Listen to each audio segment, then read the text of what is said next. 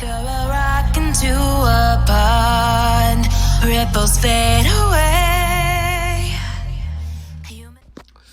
Hey guys, Jay right here. I am here to talk about Iruma.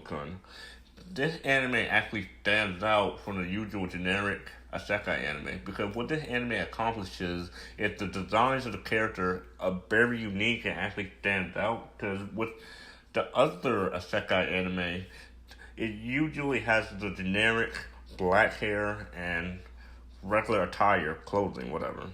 But this anime actually makes it seem that though the author actually is passionate about this series and trying to put it all except trying to get for a quick buck.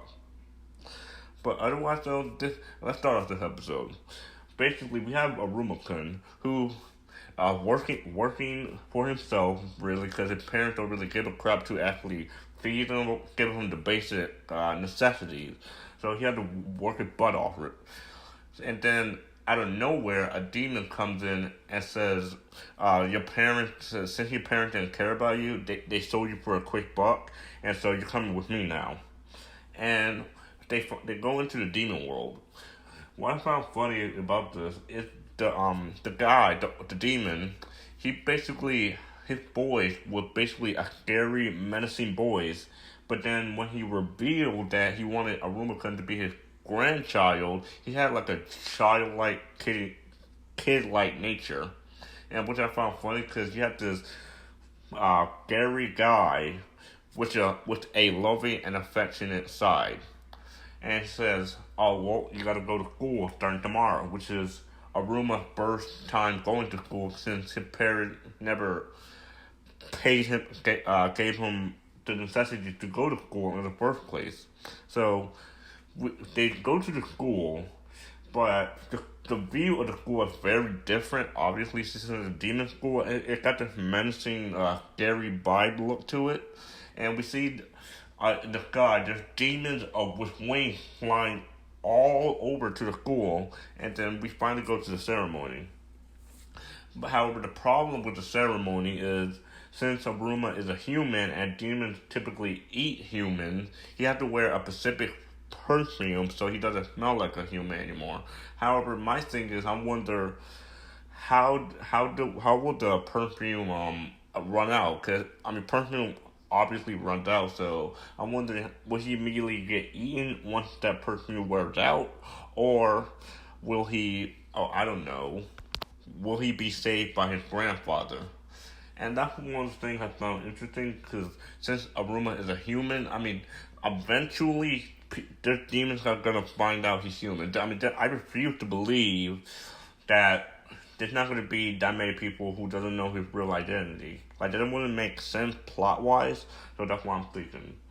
And we see the top leader of the class going to do the ceremony greeting, but no, the grandfather actually told Iruma to do the ceremony instead. So when he went up there, he was terrified to his core, which is understandable because a lot of us in the real world have stage fright, and we're relatable to him. And we see him not even moving a budge, just like frozen, like a fish.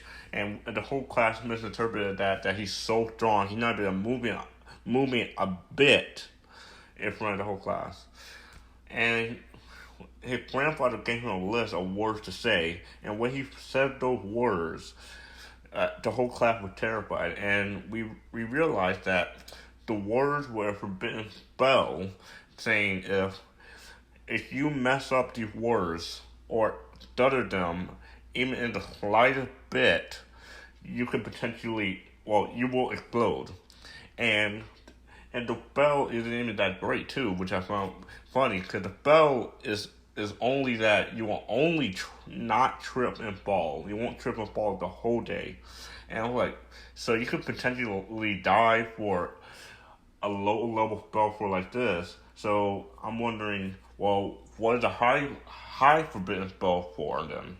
What are their consequences? And we see that the top leader is annoyed that Iruma took his spot as the greeting opener, I guess. He confronted him to a duel, but with the Iruma case, since he's kind of a wimp, he's been known to dodge any obstacle and all that stuff, and not being a man and fight. Even though the top leader has fire, he's been throwing fireballs left and right, left and right. Ruma's defense, they literally said this in the show, his defense is infinite, even though his attack stat is 0, which I find funny because like his defense is basically improving over and over again. He's basically Ultra Instinct Goku, if you guys know where that's from.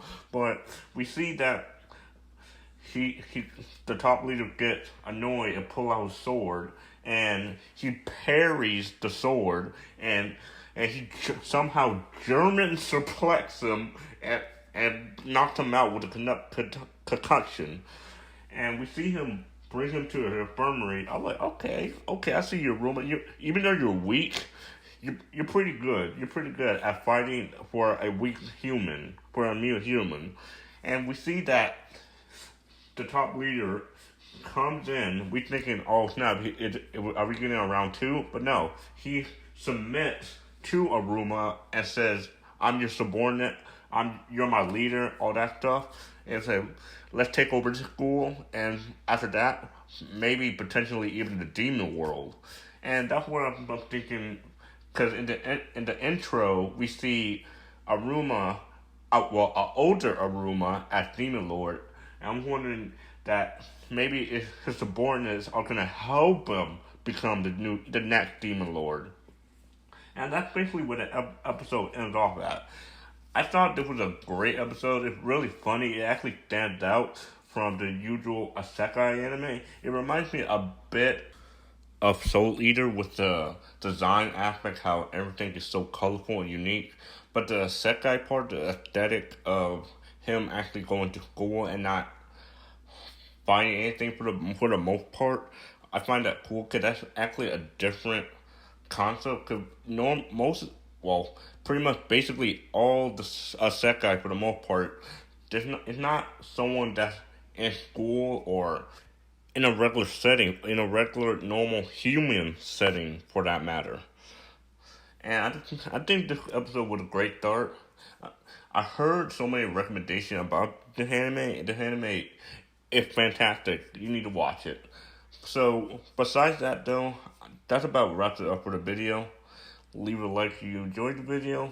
Subscribe if you want to see more content. As always, I'll see you later.